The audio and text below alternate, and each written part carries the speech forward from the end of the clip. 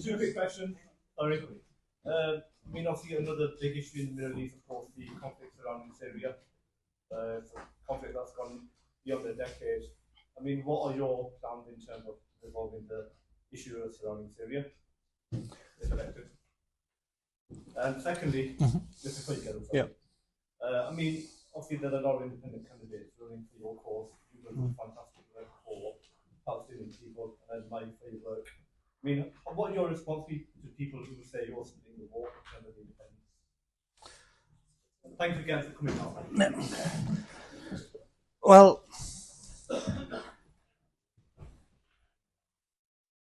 on the first question, and funnily enough, let's be honest, I came here to run in Blackburn a few weeks ago. I believed I had the support of the Blackburn Independent Group. They then decided to turn around and put up someone else against me. And one of the reasons they've given online, I've seen they've given, is that they say I am pro-Assad. Now, interestingly enough, not one of them ever has mentioned Syria to me, ever, or asked me anything about Syria. And actually, I'm not in the least pro-Assad. I think the Assad regime, I think Assad's father was a brutal dictator. And I think the son we thought might be better is also a pretty brutal dictator.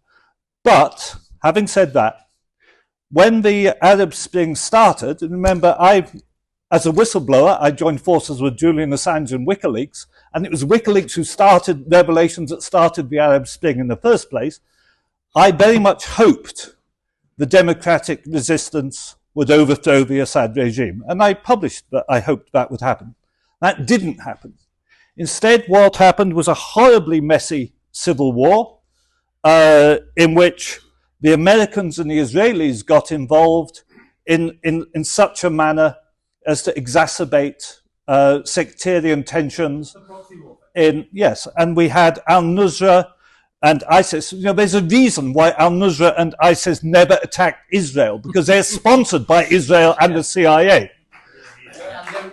And at that stage, it became not a simple matter of black and white. You know, do I like Assad? No, I think Assad is an awful dictator. Do I prefer Assad to Israel and the CIA? Yes, I prefer Assad to Israel and the CIA, bluntly. That's where I stand. I'm not in the least an Assadist. I'm not in favor of any dictatorship anywhere. And the people who are saying I am are just looking for some kind of strange excuse.